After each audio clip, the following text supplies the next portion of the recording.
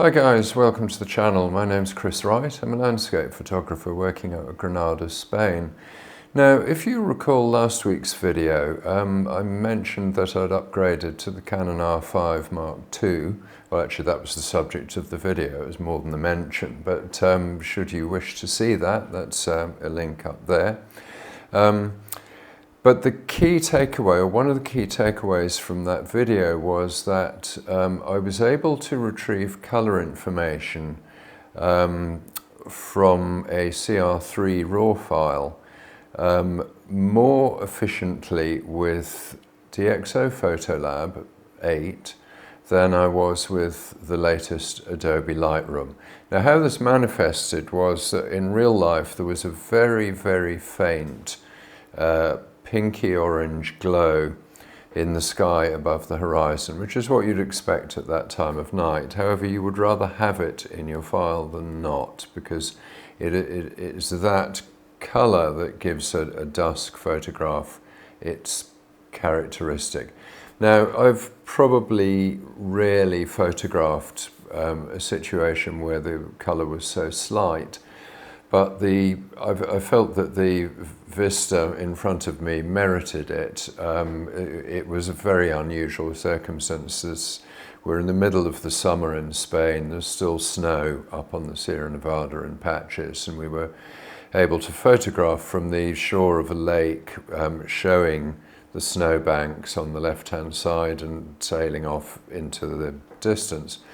Now, I like the photograph a lot, but it did need a little bit of processing. And what I'm going to do this week is take us through the process in PhotoLab 8, DxO PhotoLab 8, showing how we can coax very slight colour information out of a RAW file without completely ruining the picture. Now, I caveat this by pointing out that it's easy to get this information if you ramp the contrast and sliders up and darken the picture and so on and so forth. However, you will ruin the picture. No matter what software you use. Big global increments are not the way forward with this type of photograph. So I'm showing a slightly alternative workflow here. Let's get on with it.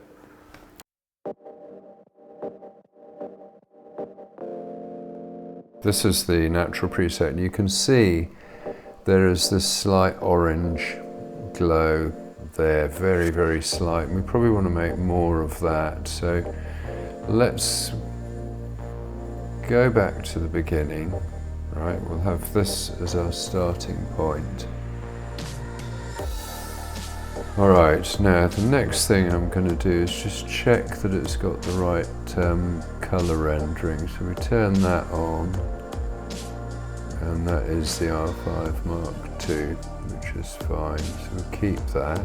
Go back to the settings, and we'll just now, what we want to achieve, we want to bring up the front. So we don't want to lose the sky effectively. So let's just fiddle around with that for a little bit. I think I'd take, let's have a stop of exposure. We might row back on this, but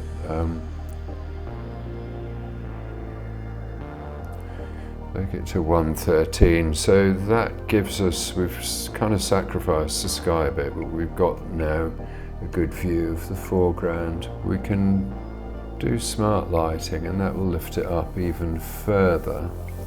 And what I'll do is actually, because I prefer that, and I'll take my exposure back down to as shot. Okay, so we've kind of rescued a little bit of the orange in that, and we'll adjust the smart lighting, I think, to medium. Okay. Now, if we turn selective tone on, and let's just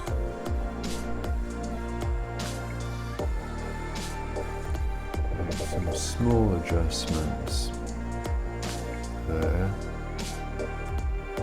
and turn on clear view, and now you can see this orange colour and the sky is really coming through a lot better, but we don't really like clear view very much. So I'm going to take this down to what I consider to be a manageable spot. So let's we'll go for 11 with clear view. So that's good,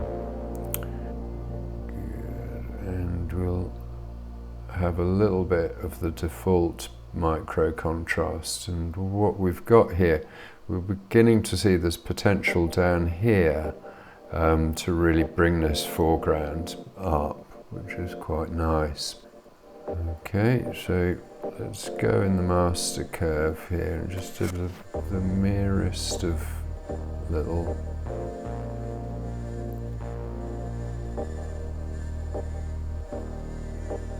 touches. We do not want to lose the orange in the sky. So I'm going to take the gamma up very slightly. Okay, so yep, that's fine.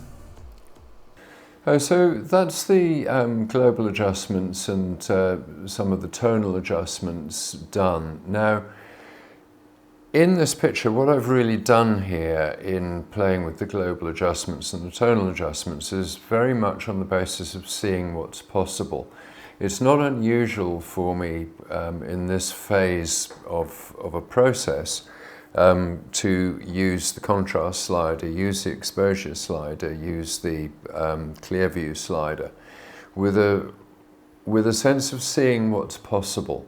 And I'll often, almost always, in fact, row back on these initial adjustments. But it's having a look at how much exposure you've got before you start to blow the highlights, how much elbow room have you got in the picture, how much detail is there in the darks, what does the contrast look like. Now, the reason that I prefer the tone curve to the contrast slider is because the contrast slider, although it reflects an S-curve, it's the same S-curve, and it basically amplifies right across the picture, makes the darks darker and the lights lighter, and that's not subtle.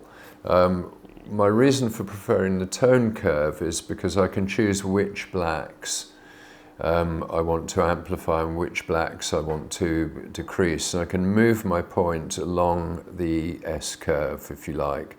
Same with the highlights. I can use the gamma slider to adjust the midtones across the picture. And this is, in my mind, much preferable to using the rather coarse contrast slider and exposure sliders to make adjustments. You can get a lot more subtlety out of the picture, and you tend not to introduce artifacts that can be introduced with these other sliders. Okay, so let's move on to some local adjustments.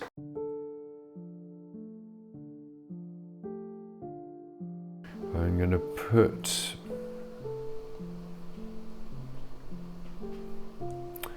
a luminosity mask into the sky, and I'm going to arrange that just there. Okay, so you can see that that has picked out pretty much the whole sky, and some of the reflection and some of the snow. So this is good, we like this. Okay, so within that, I'm going to take this, really reduce the highlights in that sky. I want to keep this orange feeling going.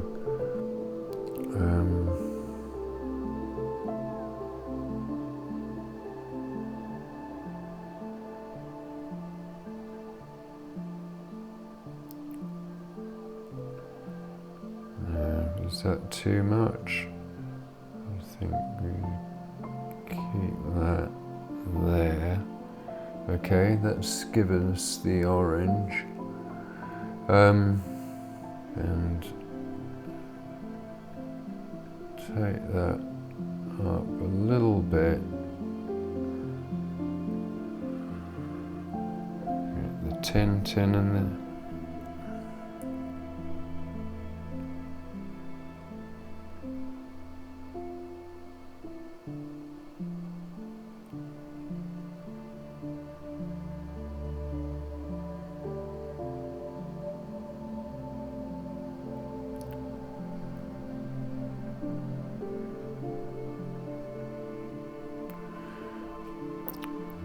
probably want that a little bit warmer, but not much. Okay, so I keep, yeah, that's probably about right. We're getting this sort of evening kind of spell to it.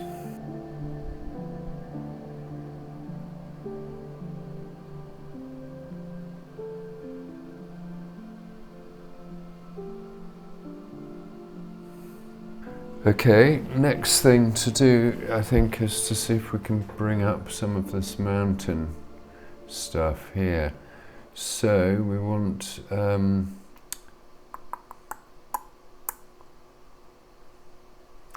think a hue mask here.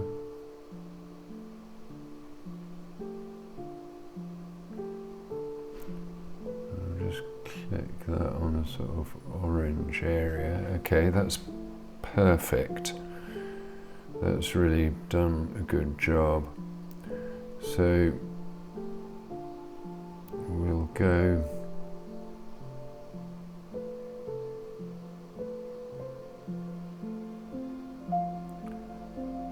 for the midtones, raise the midtones a bit.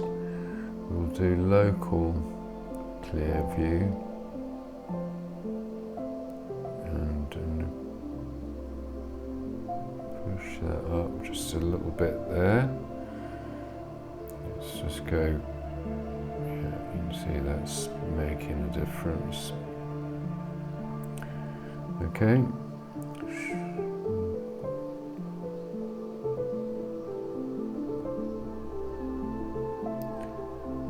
And I do a little bit of sharpness there, just to get that piece there.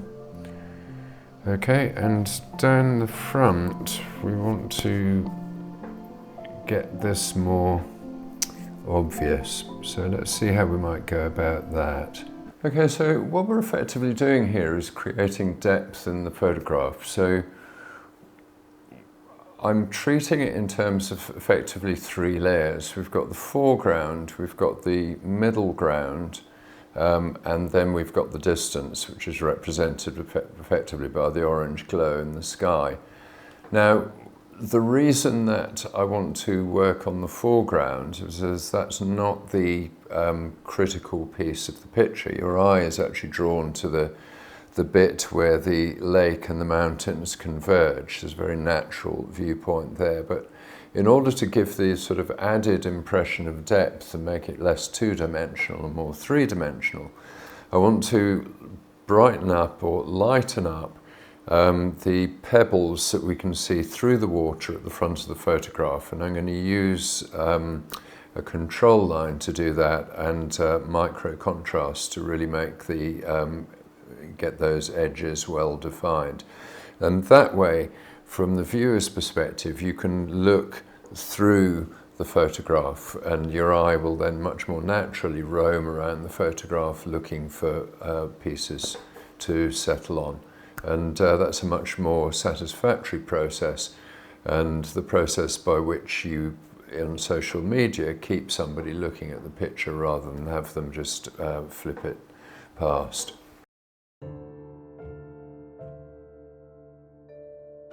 This would be a control line.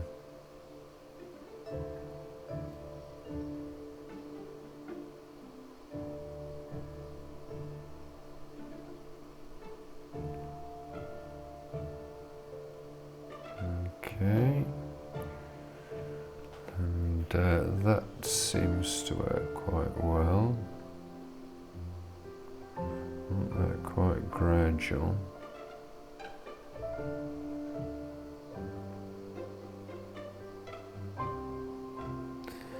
Okay, and I think here what we want to do with this control line is play with the colour and the luminosity to get rid of it off the grass. So let's have a look and see how that might work. Okay,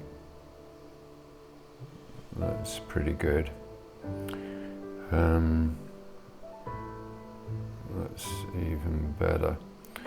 Okay, and let's just we seem to have got a little bit more over there.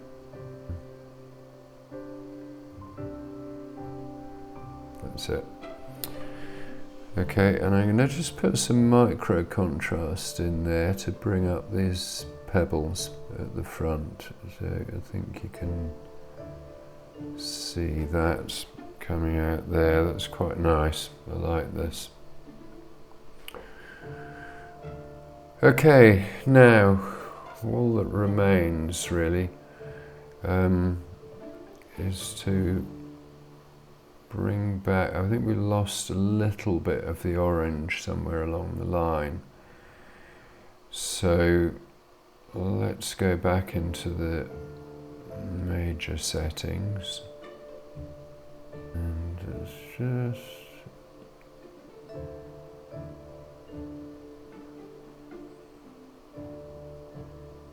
tweak that a little bit.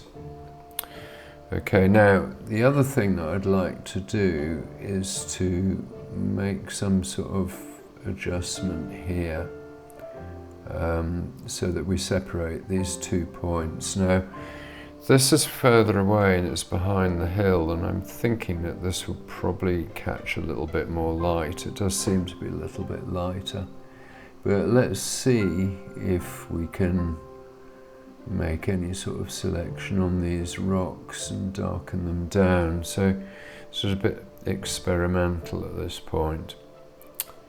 So I'm going to go for, I don't think I'd be very surprised if an auto mask will do this. Brush might do it, so we've got feather 100%.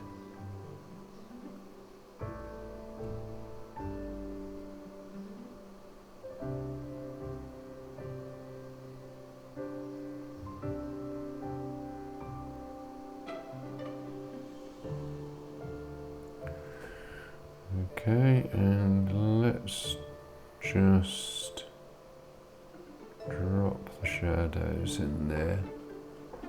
That's worked actually quite well. And I think, conversely, I think I just want to lighten this other one. So let's see if we can do that as well with the brush. Now, just make another selection with another brush. So, get a brush, new brush.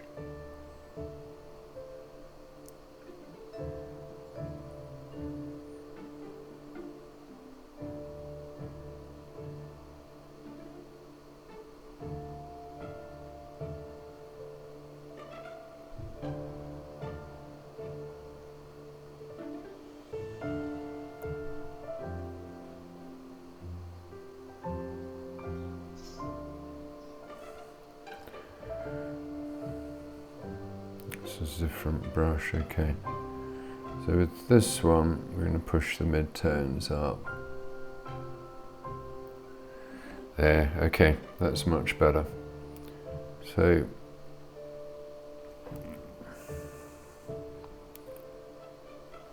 this I like.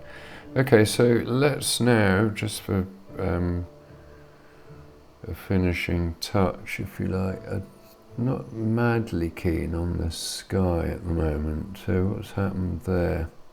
So at this point in an edit, I'll often get up and go and have a cup of tea and give my eyes a rest, because these are tiny incremental edits and it's quite easy to lose your way and overdo it and generally lose sight of the end point. So I'll often give the eyes a rest and then come back and then make the last set of adjustments. And generally this is about refining the colours. And so I think in this picture, for my liking, as I see this afresh in making the video, so at this point it was slightly too orange, and the intention next is to bring back some of the magenta tones into that dusk look.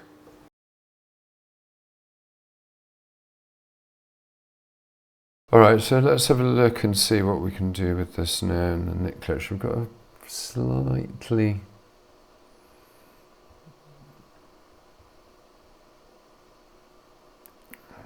bring down that temperature a tad. And let's make this a little bit more purple in there. Okay. Looking quite nice evening touch. Okay. This is really our go-to. Okay, so the last thing I'm going to do now is to I want to just subdue those greens a little and see if we can do that as a global.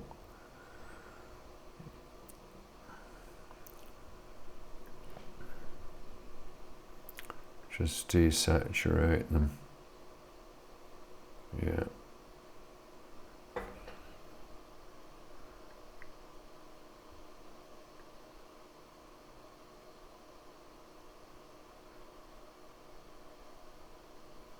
Yeah, I think that's pretty much where we want to be. Arguably, this, yeah, I mean this is now reflecting quite well what we saw on the day.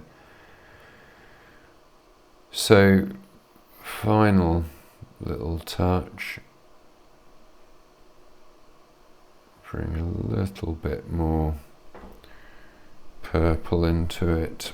And I think there we've got the edit. Yeah, so that's the complete edit. Now there's a few different things about this edit. One is that it really did major on very, very small subtle changes, and I often wish with PhotoLab that there were kind of two gears that you could have where you could make the sliders kind of less sensitive, because I find myself making the tiniest little adjustments and quite a big difference showing up on screen, which isn't always ideal. So yes, request out to PhotoLab there. But yeah, the major lessons to be learned here are, I think, that I tend to avoid global adjustments in an actual edit. I will use the global adjustment sliders to make very quick value judgments as to, you know, how much elbow room there is in a picture, what's the effect of increasing the contrast, are there areas in the picture where that contrast looks good, because it's much quicker to do it that way than it is to actually make the local adjustments and by trial and error. So that first phase is very much about laying down the groundwork for the rest of the edit, and I think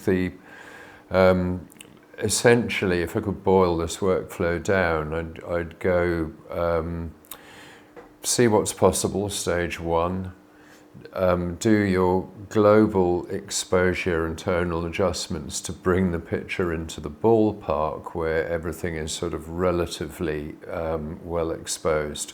I mean relative, you know, each part of the picture relative to each other part of the picture, so that it's balanced.